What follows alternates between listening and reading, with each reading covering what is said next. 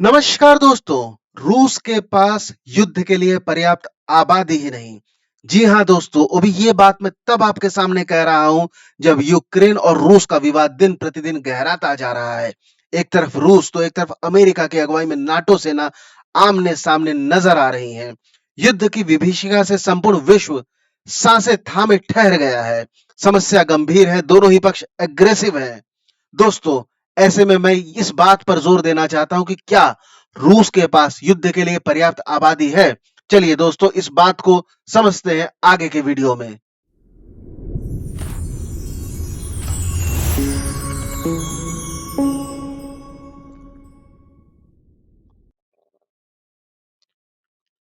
दोस्तों, मैं रूस की आबादी की बात इसलिए कर रहा था क्योंकि मैं उसको बिगर टर्म में बात करने जा रहा हूं। रूस की आबादी में मैं डेमोग्राफिक की बात करने जा रहा हूं। जी हाँ दोस्तों, जब हम डेमोग्राफी की बात करते हैं तो 1945 के बाद से 2020 से 2021 का समय एक ऐसा समय आता है जब रूस की लार्जेस्ट नेचुरल पॉपुलेशन डिक्लाइन करती है। जी हाँ दोस्तों, एक बड़ी तादाद की संख्या लुप्त होती है। सबसे बड़ा कारण कोरोना बन के उभरता है। दोस्तों, कोरोना कारण नहीं बनता है, बल्कि कारण कहीं ना कहीं रूस का स्लो वैक्सीनेशन रेट और वीकर हेल्थ केयर सिस्टम इस आपदा को बहुत बड़ी समस्या में उत्पन्न करके सामने लाता है। दोस्तों, हम नीचे के ग्राफ से समझते हैं कि देखिए दोस्तों, ये है 1990 के आसपास का समय। इससे पहले रूस के स्थान पर यूएसएसआर होता था। ये नीली लाइन बर्थ को दिखला रही है और ये जो लाल रेखा चल रही है ये मृत्यु दर को दिखला रही है। तो दोस्तों, हम देख सकते हैं रशिया जब यूएसएसआर हुआ करता था उस समय यहाँ पर पॉजिटिव बर्थ रेट चल रहा था। दोस्तों, इसका मतलब कि जन्म ज्यादा हो रहा था, मृत्यु कम हो रही थी, आबादी बढ़ रही थी, पॉजिटिव चल रही थी। पर दोस्तों, यूएसएसआर के विघटन के बाद से मामला उलट जाता है। आप देख सकते हैं लाल लकीर ऊपर हो जाती है और नीली रेखा मतलब जन्म दर ये मृत्यु दर से काफी कम हो जाती है। इसका मतलब क्या होता है दोस्तों? यहाँ पर जनसंख्या घटने लगती है। दोस्तों, लगभग 2011 के आसपास समस्या ऐसी ही बनी होती। 2011 के पास हमको लगता है कि शायद अब स्थिति में परिवर्तन होगा, जो कि हल्का फुल्का परिवर्तन कुछ समय तक दिखता भी है। 2015 तक ऐसा दिखता है, पर उसके बाद से फिर से समस्याएं शुरू हो जाती हैं। दोस्तों, रूस की डेमोग्राफिक डिक्लाइन का एक बहुत बड़ा कारण तब उत्पन्न होता है जब यूएसएसआर से रशिया बनने के बाद इसकी इकोनॉमी में बहुत बड़ा परिवर्तन होता है। दोस्तों, हम सभी को पता है यूएसएसआर में कमांड इकोनॉमी थी और जब रशिया बनता है तो रशिया धीमे धीमे मार्केट इकोनॉमी की तरफ बढ़ता है। ऐसे में एक ट्रांजिशन का पीरियड होता है और उसमें इकोनॉमी टर्मोइल होता है। दोस्तों, इसकी वजह से बड़े पैमाने पर बेरोजगारी फैलती है और दोस्तों एक्सट्रीम वेदर कंडीशन होने के कारण और भी अन्य दूसरे कारण की वजह से रशिया में in comparison to other countries alcohol या शराब की समस्या काफी ज्यादा है। दोस्तों, इसका दुष्प्रभाव यह पड़ता है कि रूस में one of the world's lowest male life expectancies है। जी हाँ दोस्तों, ये जैसा कि हम नीचे की पिक्चर में हम देख सकते हैं कि इनकी जो नेचुरल पॉपुलेशन ग्रोथ है ये 1990 के पहले सकारात्मक होती है और उसके बाद से लगातार घटने लगती है। दोस्तों, धीमे धीमे फिर भी 2011 तक पहुंचते पहुंचते ये किसी तरीके से सकारात्मक होती है, पर 2015 से फिर मामला पलट जाता है और ये फिर से तेजी से घटने की तरफ आती है। दोस्तों, मेरा नाम है आकाश श्रीवास्तव और माई एकेडमी टीम की तरफ से आज का वीडियो मैं आपके सामने प्रस्तुत कर रहा हूं। तो दोस्तों, जब हम रशिया की बात कर रहे हैं तो हम उसके बर्थ रेट में कोलैप्स की बात कर रहे हैं। दोस्तों, ये नीचे आप ग्राफ देख सकते हैं, 2015 का ग्राफ है जब रशिया का बर्थ रेट पर वुमेन 1.75 था। दोस्तों, हमको पता होना चाहिए 2.1 के नीचे अगर बर्थ रेट होता है तो वो रिप्लेसमेंट रेट कहलाने लगता है। यदि फर्टिलिटी, दोस्तों आगे बढ़ने से पहले फर्टिलिटी रेट का मतलब ये होता है कि एक महिला अपने जीवन काल में कितने बच्चों को जन्म देने की क्षमता रखती है सामान्य परिस्थितियों में।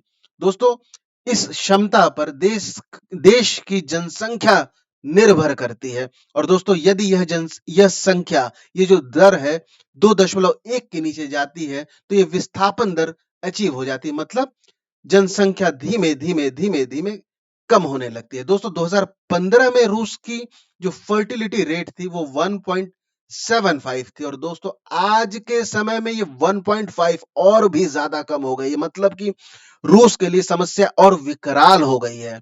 दोस्तों रूस के लिए इमिग्रेशन की अगर हम जब बात करते हैं, बाहर के देश से जो लोग रहने आते हैं वो एक तत्कालिक तौर पे थोड़ा-सा राहत तो देते हैं। दोस्तों कहीं न कहीं रशिया इस चीज़ को काफ़ी लंबे समय से अचीव करने का प्रयास करता है एथनिसिटी के तौर पर, चाहे यूक्रेन हो या उरुग्वे हो। दोस्तों रशिया पुराने यूएसएसआर के देशों और अपने आस-पास के देशों के पास रशियन एथनिसिटी को दावा करते हुए लोगों को आकर्षित और प्रोत्साहित करने का प्रयास करता है ताकि बाहरी जनसंख्या इनके पास आए।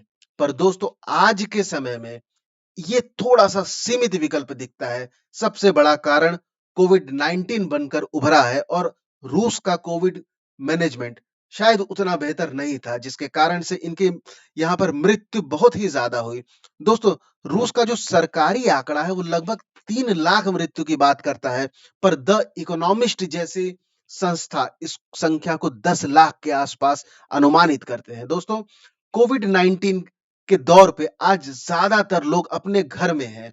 कोई भी अपने स्थान को बदलना नहीं चाहता और बदल के भी वो ऐसे स्थान पर नहीं जाना चाहेगा, जहाँ की इकोनॉमी बहुत ज़्यादा विकसित नहीं हो, रुकी हुई हो, वेदर कंडीशंस एक्सट्रीम हो, सर्दी बहुत ज़्यादा हो।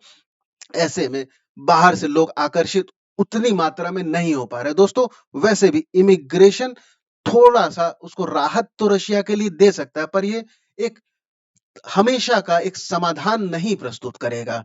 दोस्तों, आज के समय में रशिया एक तरफ तो अपने एक्सपेंशनिस्ट पॉलिसी को बढ़ाना चाहता है, चाहे वो क्रीमिया हो या वर्तमान समय में यूक्रेन का मामला हो, हमको ऐसा ही देखने को मिलता है। पर दोस्तों कहीं न कहीं रशिया की जो डेमोग्राफिक कंडीशन है वो इस पर एक लिमिटेशन लगाती है। दोस्तों क्योंकि अगर रशिया अटैक करता है या युद्ध होता है, निश्चित तौर पर युद्ध में चाहे वो कोई भी पक्ष हो, दोनों ही पक्ष का कुछ न कुछ हानि ज़रूर होता है। दोस्तों एक हानि कैज़ुअल्टी मतलब मृत्यु होगी। मृत्यु किसकी होगी दोस्तों? सैनिकों की मृत्यु होगी। तो दोनों ही पक्ष होंगे। एक तरफ पक्ष, एक तरफ प्रतिपक्ष। तो रशिया की अगर हम बात करते हैं इसके सैनिक, दोस्तों सैनिकों की जब हम बात करते हैं तो ज़्यादातर सैनिक यंग पॉपुलेशन होती है। तो दोस्तों यदि युद्ध होता है तो निश्चित तौर पर कुछ मात्रा में यंग पॉपुलेशन का डिक्लाइन होगा। ऐसे समय पे जब रशिया की मौजूदा फर्टिलिटी रेट 1.5 है, ऐसे में उसका यंग पॉपुलेशन का और ज्यादा डिक्लाइन होना, दोस्तों यंग पॉपुलेशन ये प्रोडक्टिव पॉपुलेशन होती है, इसका और ज्यादा डिक्लाइन होना समस्या को और ज्यादा गंभीर बना देगा।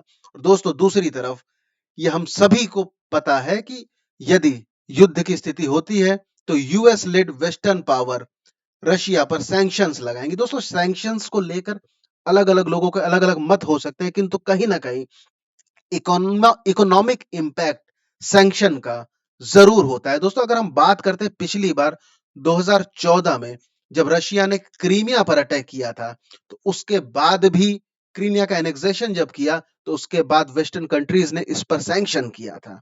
दोस्तों आज के दौर में 2022 में रशिया की जो इकोनॉमिक कंडीशन है वो 2014 से कमज़ोर हो चुकी है। 2014 में सैंक्शन के बाद लगभग 1/4 का इकोनॉमी धीमे-धीमे करके उसका ह्रास हुआ था। तो दोस्तों आज पहले से ही जब इकोनॉमी कमज़ोर है, ऐसे में नए सैंक्शन रशिया को और ज़्यादा कमज़ोर कर सकते हैं। दोस्तों सिचुएशन बहुत गंभीर बनी हुई है।